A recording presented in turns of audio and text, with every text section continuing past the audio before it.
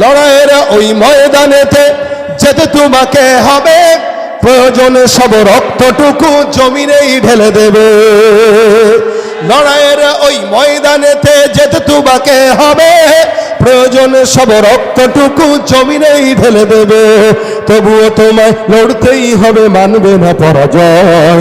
তবুও তোমায় লড়তেই হবে, মানবে না পরাজয়। বিপ্লব মানে জীবন দেয়া বসে থাকা নয়, সে কোনো দিন আসবে না রে করো যদি ভয়। আসবে বিজয় রক্ত আর জীবনের বিনিময়, আসবে বিজয় রক্ত আর জীবনের বিনিময়। বিপ্লব মানে জীবন দেয়া বসে থাকা নয়, সে কোনো দিন আসবে না রে করো যদি ভয়। ভয় করবো কাকে?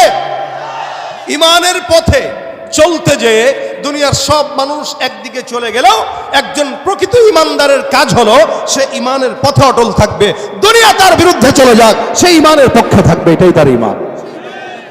এটাই আপনার আমার ইমানের দায়িত্ব। কিন্তু আমরা এটা পারি না। আমরা চেষ্টা করব, আল্লাহ যেন সেই চেষ্টা করার তৌফিক দান করেন। এই জন্য আল্লাহ পাক রব্বুল আলামিন সবক শিখাই দিলেন, লা ইলাহা ইল্লাহু, যার সঙ্গে কোনো ইলাহ নাই, তিনি ছাড়া অন্য কোনো ইলাহ নাই। এই ইলাহের গুণ আল্লাহ পাক রব্বুল আলামিন বর্ণনা করে বলেন তে কে হবে? আল হাইয়ুল কাইয়ুম। আল্লাহ নবী বলেন এই যে শব্দ দুইটা হাইয়ুন কাইয়ুম, দেখবেন আল্লাহর দুইটা অসংখ্য নামের মধ্যে অন্যতম নাম আছে ইয়া হাইয়ু ইয়া কাইয়ুম। রাসূল বলেন এই দুইটা শব্দ হলো আয়াতুল কুরসির মধ্যে আছে। এই দুইটা শব্দের অন্যতম নাম হলো ইসমে আজম। নবী আমার ডাক দিয়া বলেন কোন ইমানদার মুমিন সে যদি আল্লাহর কাছে হাত তুলে বলে আল্লাহ আমার ওইটা দরকার, ইয়া হাইয়ু ইয়া কাইয়ুম। আল্লাহর নবী সাল্লাল্লাহু আলাইহি ওয়াসাল্লাম বর্ণনা করে ইয়া হাইয়ু ইয়া কাইয়ুম নামে কোন ইমানদার যদি আল্লাহকে ডাক দেয়, আল্লাহ পাক ওই বান্দার মনের চাহিদা পূরণ করে দেয়। এই দুইটা নাম ইসমে আজম, রাসূল বলেছেন হাদিসে। এই দুইটা নামের অনেক পাওয়ার। আপনাদেরকে বললে বুঝবেন, বদরের যুদ্ধের কথা তো আপনারা সবাই জানেন, কিন্তু ঘটনার ভিতরের ঘটনা হয়তো অনেকে জানেন। আমরা এতটুকু জানি বদরের যুদ্ধে কতজন ছিল সাহাবা একরাম? বলেন না একটু জোরে। 313 জন। আর ইয়াহুদিরা অথবা মুশরিকরা ছিল প্রায় 1000। সংখ্যা নির্দিষ্ট নয়। তবে নবী করিম সাল্লাল্লাহু আলাইহি ওয়াসাল্লাম এক ইহুদিকে প্রশ্ন করেছিল যে তোমাদের বদরের যুদ্ধে খাবার দাবারের জন্য কয়টা উট লেগেছিল? তো সে বলেছে যে প্রথম দিন 9টা, তারপরের দিন 10টা উট। রাসূল বলেছেন তার মানে 900 থেকে 1000 ইহুদি বদরের যুদ্ধে মুসলমানদের বিরুদ্ধে যুদ্ধ করেছিল। 1000 ধরেন, 1000-এর মোকাবেলায় 313 জন সাহাবী কোনোভাবেই কি জয়লাভ করার কথা? তারপরে রমজান মাস, আমরা তো রোজা রাখার অভ্যাস আমাদের কম, আকসার মানুষের রোজা রাখার অভ্যাস কম, কারণ আমাদের দেশে রমজান আসার আগে গ্যাস্ট্রিক আর আলসারের রোগীর সংখ্যা বেড়ে যায়। এরা রোজা রাখতে পারে না। রাখে কখন রাখে? বয়স যখন 50-60 হয় তখন ডাক্তারই বলছে খাওয়া যাবে না।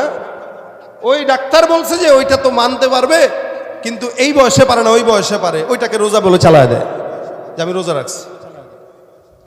দেখেন বদরের যুদ্ধে সাহাবা একরাম 313 জন, ইনারা দুর্বল, রোজার হালতে আছে, না আছে সাথে কোনো তরবারি, না আছে উট, না আছে ঘোড়া, অল্প গুটি কয়েক, ওইটা বলার ধরাই যায় না। হযরত আলী ডাক দিয়া বলেন আমি আমার পয়গম্বরের তাঁবুতে গেলাম, আমাদের তো যুদ্ধ করার কোনো মন মানসিকতা ছিল না। আমরা যখন আল্লাহর নবীর আদেশে যুদ্ধের ময়দানে নেমে পড়লাম, তখন আমরা যুদ্ধের ময়দান থেকে আমি আমার পয়গম্বরের তাঁবুতে গেলাম দেখার জন্য নবী আমার কি করে। আমি তাঁবুর ভিতরে যেয়ে তাকায় দেখলাম আমার পয়গম্বর সুন্দর করে হাত উঠায় রাখছে, বারবার ডাক দিয়ে বলে ইয়া হাইয়ু ইয়া কাইয়ুম। আল্লাহ পাক রব্বুল আলামিনের পয়গম্বর ইয়া হাইয়ু ইয়া কাইয়ুম বলে বারবার দোয়া করে। আলী বলেন আমি অতঃপর আবার যুদ্ধের ময়দানে চলে গেলাম, আবার পয়গম্বর তাকায় দেখলাম ইয়া হাইয়ু ইয়া কাইয়ুম বলে দোয়া করে। আবার আমি রাসূলের কাছে আসলাম, আবার দেখলাম রাসূল এই শব্দ দুইটাই ধরে ধরে দোয়া করে। আমি যুদ্ধের ময়দানে চলে গেলাম, 3-3বার আমি আমার পয়গম্বরকে বারবার এই কথা বলতে শুনলাম। আল্লাহর কসম বারবার যখন আমি আমার নবীকে সিজদার মধ্যে যে ইয়া হাইয়্যু ইয়া কাইয়্যুম বলে দোয়া করতে দেখলাম, চতুর্থবার যখন ময়দানে নামলাম, আল্লাহর কসম তাকায় দেখি কেমন যেন আমাদের ফাঁকে ফাঁকে সাদা পোশাকওয়ালা ফেরেশতারা যুদ্ধের ময়দানে নেমে গিয়েছে। আমার আল্লাহ ডাক দিয়া বলেন, লাকাদ নাসারাকুমুল্লাহু বিবাদরিন ওয়া আনতুম আযিল্লা।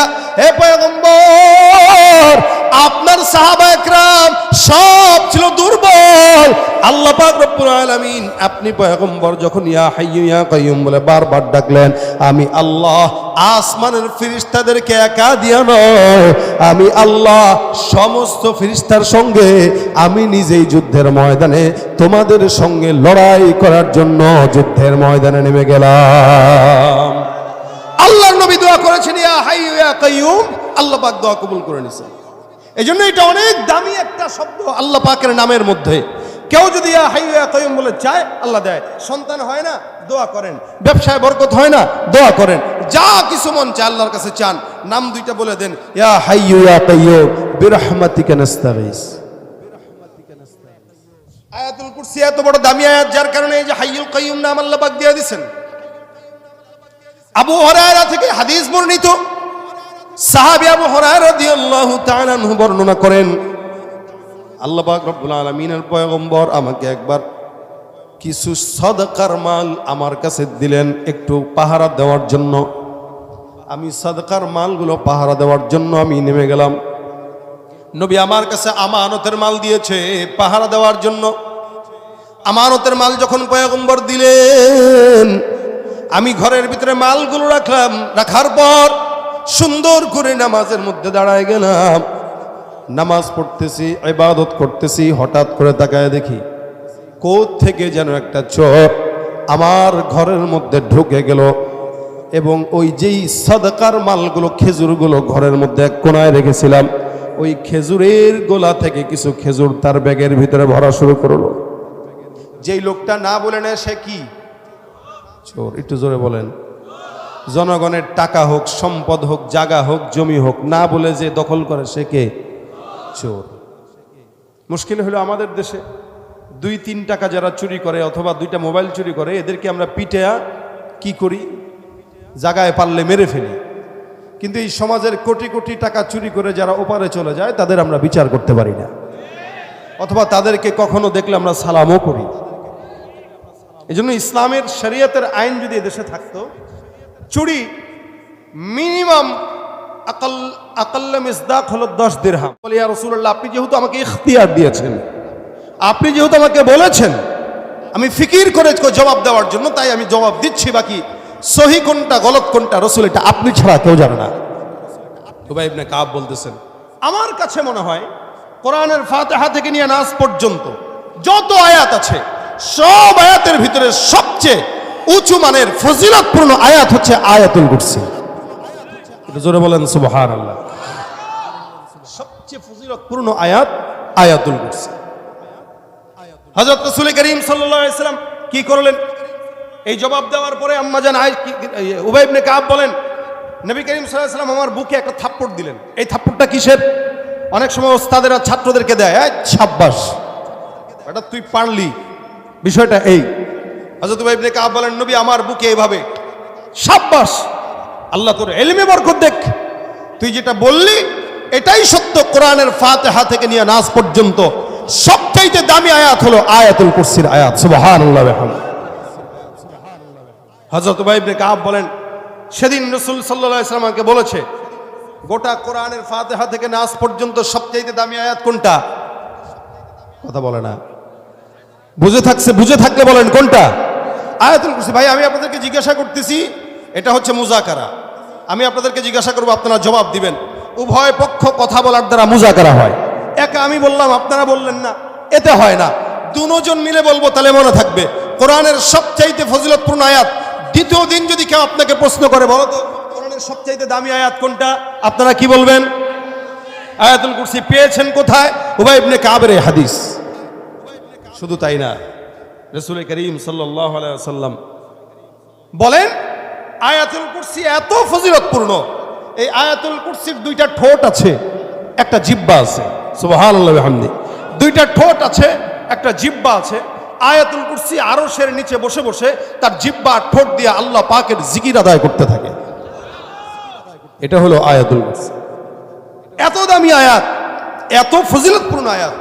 নবী অন্য হাদিসে বলেন, কোরআনের সবচেয়ে উঁচু একটা চূড়া আছে, যেমন বিশাল বড় পাহাড়, এই পাহাড় বিস্তৃত এলাকা জুড়ে, কিন্তু পাহাড়ের একটা চূড়া থাকে, যেখান থেকে উঠে ওই জায়গা চূড়া থাকে না, উঠতে উঠতে সর্বোচ্চ শিখর যেটা, ওটা হলো চূড়া।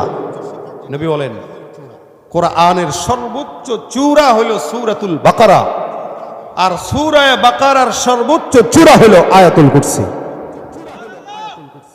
তাহলে ফজিলত কম না বেশি? অনেক বেশি।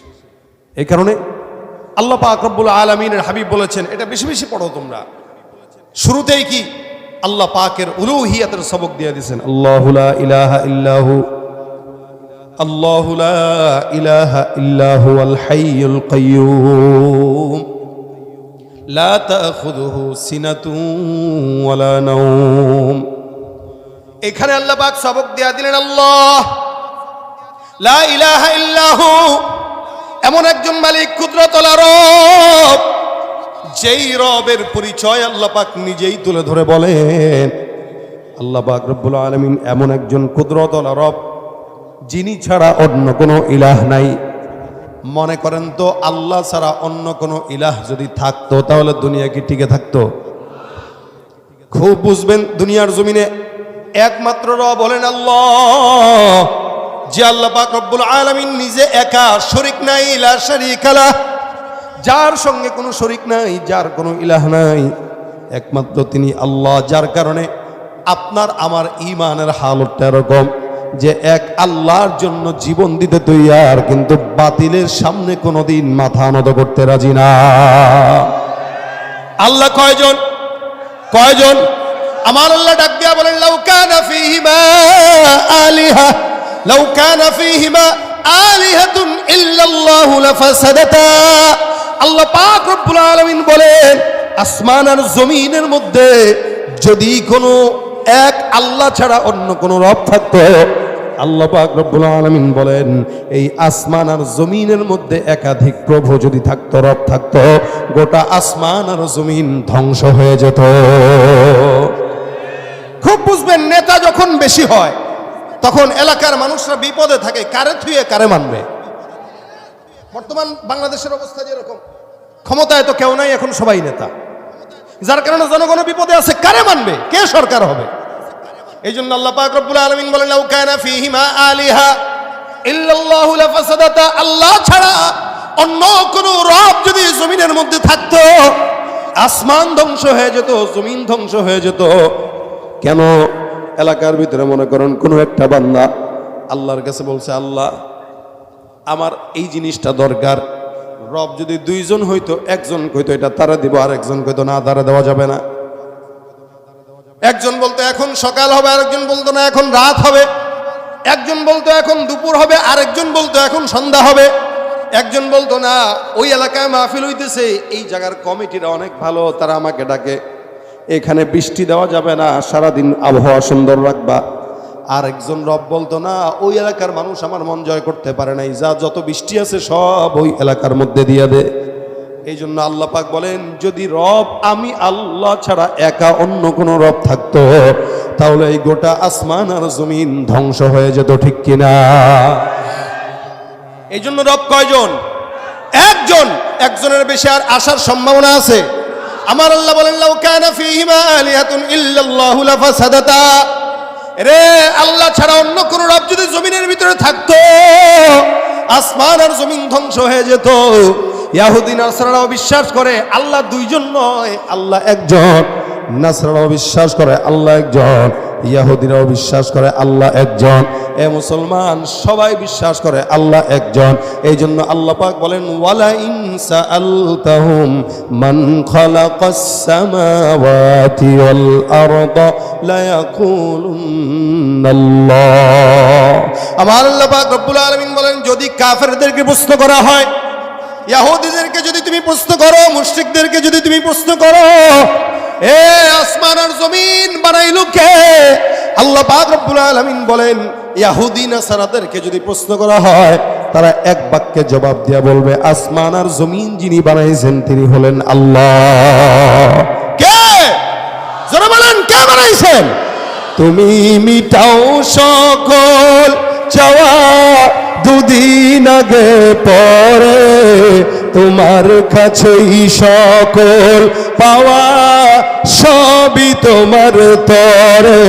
তুমি মিটাও সকল চাওয়া দুদিন আগে পরে, তোমার কাছেই সকল পাওয়া সবই তোমার তরে।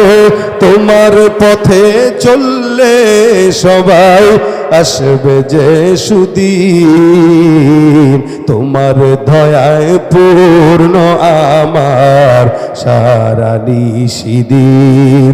আল্লাহ তুমি দয়ার সাগরে, আল্লাহ তুমি দয়ার সাগরে, রহমানুর রহিম, তোমার দয়ায় পূর্ণ আমার সারা নিশিদিন। দয়া করেছেন কে? বানিয়েছেন কে? শুধু তাই না, আল্লাহ পাক বলেন ওয়ালা ইন সাআলতাহুম মান খালাকাহুম ওয়ালা ইন সাআলতাহুম মান খালাকাহুম লা ইয়াকুলুন্নাল্লাহ। আল্লাহ ডাক দেয়া বলে তাদেরকেও যদি প্রশ্ন করা হয় তোমাদেরকে বানাইলো কে, এক বাক্যে তারা জবাব দিয়া বলবে আমাদেরকেও বানিয়েছেন আল্লাহ, আমাদেরকেও বানিয়েছেন আল্লাহ, তাদেরকেও বানিয়েছেন আল্লাহ। এরপরেও তারা আল্লাহকেও মানে আবার অন্য কেউ শরীক করে নেয়, যার কারণে ইহুদিরা আল্লাহকে বিশ্বাস করে আবার চন্দ্রের পূজা করে, আল্লাহকে বিশ্বাস করে সূর্যের পূজা করে, আল্লাহকে বিশ্বাস করে এমন কোনো জিনিস নাই যেগুলোর পূজা করে না। এই জন্য আল্লাহ পাক রব্বুল আলামিন বলেন হে মুমিন তোমরা মনে রাখবা তোমার আর ইমানের ভিতরে ইহুদি নাসারার ইমানের মধ্যে আসমান আর জমিন তফাৎ। যদিও তারা বিশ্বাস করে আল্লাহ একজন, আল্লাহর সঙ্গে অন্য কাউরে শরীক করে নেয়, যার কারণে আল্লাহ পাক রব্বুল আলামিন বলেন ওয়াকালাতিল ইয়াহুদু উযাইরুন ইবনুল্লাহ ওয়াকালাতিন নাসারাল মাসীহু ইবনুল্লাহ। আল্লাহ পাক রব্বুল আলামিন বলেন ইহুদিরা একটা কথা বলে, নাসারারা আরেকটা কথা বলে। আল্লাহ পাক বলেন ওয়াকালাতিল ইয়াহুদু উযাইরুন ইবনুল্লাহ, উযাইর আলাইহিস সালাতু ওয়াস সালাম নামে একজন পয়গম্বর ছিল। ইহুদিরা এই কথা বলতো হযরত উযাইর হলো আল্লাহর সন্তান। নাউযুবিল্লাহ। উযাইর রে আল্লাহ পাকের সন্তান বানায় দিবেন। আবার আরেক দিয়ে নাসারারা ইহুদ মানে খ্রিস্টানরা এরা কি বলতো ওয়াকালাতিন নাসারাল মাসীহু ইবনুল্লাহ, তারা বলতো ঈসা মসিহ আল্লাহর সন্তান। নাউযুবিল্লাহি মিন যালিক। আপনারা বলেন আল্লাহ পাকের শিক্ষা কি? আল্লাহর কোনো ছেলে আছে, বাবা আছে? এইজন্য আল্লাহ পাক শিখিয়ে দিলেন কুল হুয়াল্লাহু আহাদ, কুল হুয়াল্লাহু আহাদ আল্লাহুস সামাদ লাম ইয়ালিদ ওয়া লাম ইউলাদ ওয়া লাম ইয়াকুল লাহু কুফুয়ান আহাদ। আমার আল্লাহ শিখিয়ে দেয় হে পয়গম্বর আপনি বলেন এই জমিনের মধ্যে আসমানের নিচে যারা দুনিয়ার ভিতরে যত সৃষ্টি মাখলুকাত আছে এই সব মাখলুকাতের খালেক হলো একজন, তিনি কে? কুল হুয়াল্লাহু আহাদ আল্লাহুস সামাদ লাম ইয়ালিদ ওয়া লাম ইউলাদ ওয়া লাম ইয়াকুল লাহু কুফুয়ান আহাদ। যার কোনো সন্তান নাই, যিনি কাউকে জন্ম দেন নাই, কারো থেকে জন্ম নেন নাই। এই সবকটা আল্লাহ পাক রব্বুল আলামিন আয়াতুল কুরসির শুরুতে সুন্দর করে দিয়ে বলেছেন আল্লাহু লা ইলাহা ইল্লাহু আল হাইয়ুল কাইয়্যুম। আল্লাহ এমন একজন মালিক যার কোনো ইলাহ নাই, যার সাথে কোনো ইলাহ নাই, যার সাথে কোনো শরীক নাই। এই কথার স্বীকারোক্তি যে দেয় তাকে বলা হয় ঈমানদার। আদম থেকে মুসা ঈসা পর্যন্ত মুহাম্মদুর রাসূলুল্লাহ সাল্লাল্লাহু আলাইহি ওয়াসাল্লাম পর্যন্ত যত নবীরা আসছে সমস্ত নবীরা একটা কথার স্বীকারোক্তি দিয়েছেন লা ইলাহা ইল্লাল্লাহ, আল্লাহ ছাড়া কেউ নাই। সব নবীরা একটা স্বীকারোক্তি দিয়েছেন, যার কারণে আল্লাহ পাক রব্বুল আলামিনের নবীও বলেছেন ইয়া আইয়ুহাল্লাযীনা আমানু ইয়া আইয়ুহান নাস কুলু লা ইলাহা ইল্লাল্লাহ তুফলিহু। হে লোক সকল, আল্লাহর নবী ডাক দিয়া বলেন হে ইনসান ইয়া আইয়ুহান নাস, হে মানুষেরা কুলু পড়ো বলো, স্বীকার করো লা ইলাহা ইল্লাল্লাহ। এই কালেমার স্বীকার দাও, এই কালেমার স্বীকারোক্তি দাও, কি হবা? তুফলিহুন। যত মানুষ আছো সবাই দুনিয়া আখিরাত সব জায়গায় সফল হয়ে যাবে। রাসূল সাল্লাল্লাহু আলাইহি ওয়াসাল্লাম একা নয়, আদম থেকে যত নবী এসেছেন সব নবীদের একটা টার্গেট ছিল লা ইলাহা। আজও পর্যন্ত পৃথিবীতে যত যুদ্ধ চলে, জিহাদ চলে, সব লা ইলাহা ইল্লাল্লাহ কালেমার জন্য চলে। ইহুদিদের সঙ্গে ইসরায়েলের যুদ্ধ একমাত্র কালেমার জন্য, অন্য কোনো কিছুর জন্য নয়। তারা যদি কালেমা বাদ দিয়ে তাদের দলে চলে যায়, কালকে থেকেই তারা যুদ্ধবিরতি দিয়ে দিবে, বন্ধ করে দিবে। কিন্তু তারা কালেমাকে ছাড়ে না, যার কারণে ইসরায়েলও তাদেরকে 24 ঘন্টা আঘাতের উপর আঘাত দিয়ে যাচ্ছে। এত বছর পর্যন্ত তারা মার খাচ্ছে। আল্লাহ পাক রব্বুল আলামিনের এই বান্দারা ঈমানটা কত সবল হলে পরে এখনো পর্যন্ত কালেমার বাণী তাদের জবান থেকে আর বুক থেকে সরায় নাই। লড়াই করে যাচ্ছে, লড়াই করে যাচ্ছে। হ্যাঁ, এটার নাম হলো বিজয়, এটার নাম হলো ইমানদারিত্ব, এটার নাম হলো লা ইলাহা ইল্লাল্লাহর গোলামি। ঠিক কিনা?